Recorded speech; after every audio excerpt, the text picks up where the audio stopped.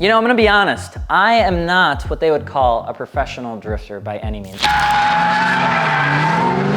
I don't even know if pro drifters actually say they're pro drifters. They usually start by saying, yeah, I drive cars, or yes, I spend a lot of money on my S chassis. But nevertheless, we're into a point in our lives where we have started to prep and prepare for drift days pretty consistently. Mostly, that's gels.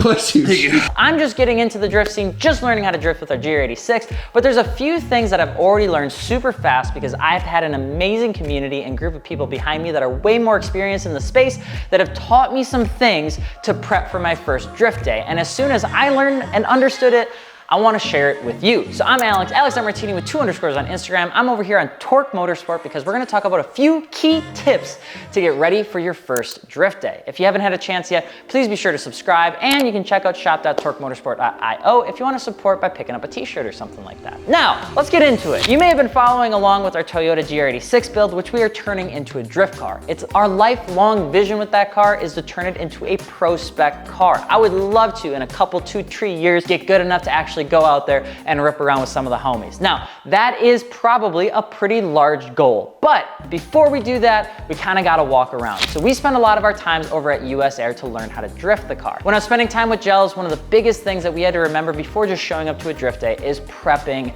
the car, which goes into my first and probably most important tip before you go to your first drift day, which is check every nut and bolt that might get adjusted in the driving experience. Now, we just put on coilovers, wheels, and tires. We changed a lot with the camber. We adjusted some things on the underside of the car. We took under trays off and put them back on. All of those sort of things are things that need to be checked and then rechecked again before you go out to your first drift day. Contrary to popular belief, things do move even when you do tighten them down. And that's even more so the case on cars that aren't brand new. When you have old S chassis and things like that, and metal starts to get weak and things start to bend a little bit, there is always going to be a little bit of play with the parts that you're using. You want to tighten those things down because you don't want to end up into an issue when you're going around your second turn on your second lap. But that especially goes in with wheels and tires, because when you go and you actually mount your wheels, a lot of people think that they're dug-a-dugging them, and a lot of times people forget. I've forgotten before. I've checked my wheels before I've gone out for a track day or a drift day, and it has saved my life because a lot of times you don't actually tighten them down. You just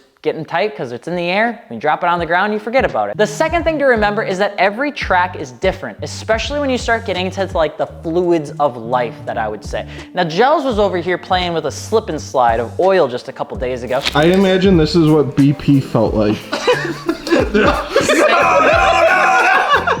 Because we were going through and we were actually trying to change over our coolant in the GR86 to water. Because when we're at US Air and Club FR and the things that they host, we need to have it running on water versus running on coolant. In the summertime, this is especially important because when cars drip coolant, or if they have a crash or an engine blows up, coolant can shut down a track, and it is one of the worst things to deal with. If you've been at an event, whether it's a racetrack, drag strip, or drift event, and you've been at a couple, and you've been to one where one's been canceled because somebody's K-Series blows up or somebody's LS blows up on the starting line, it is infuriating. So make sure you're going and checking out those regulations at your local drift track if you're going to one, especially the thing that says whether you can run coolant or can't run coolant. My personal opinion is if you're in the summertime and if you can run a water with a water wetter, which is kind of like a coolant upgrade to your water. The bottle of water wetter was all he had. Well, need more wet water, wetter, selling off the shelves like crazy. That's what I'm saying.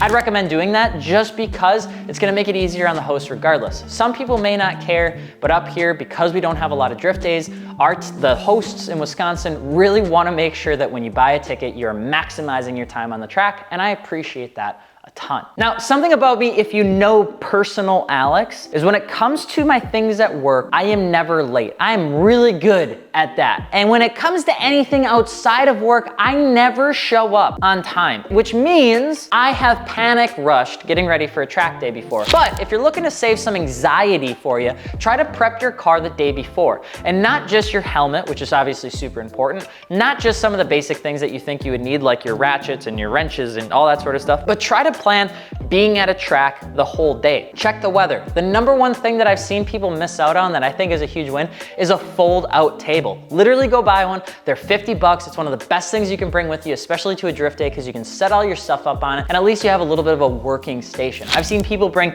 jacks, jack stands, power tools, coolant, fluids, fold out tables, chairs, everything that they need to actually fix the car, which is needed, but also don't forget to bring things like maybe a small cooler, some water, some food, snacks. A lot of times a good old granola bar is gonna take you a long way because the track food is either gonna be really expensive or you're gonna forget to eat. So get out there, grab some water, especially if you're out there in the summertime. I feel bad for my Cali boys and girls that are drifting in like 110-degree weather with a car that does not have AC, but obviously you wanna take care of yourself, especially when you're out there and learning, because if you're dehydrated or you're hungry and you're trying to learn, a lot of times you get frustrated. And finally, remember that your emotions are going to get the best of you, especially in your first couple drift days. I would say it happens almost all the time. It happened to me personally, where you try to find a corner, you try to figure out how to get through this corner, you're trying to slide, you're ripping the e-brake, you're in different gears, and the more you go, the more frustrated you get. When you start going out there and you start getting frustrated and you start making the same mistake over and over, a lot of times you gotta take a break. Step away from the car, go for a walk, grab some food, do whatever you need to do to reset your brain. Try to be kind to yourself, especially as you're learning. There's a lot of great people out there that are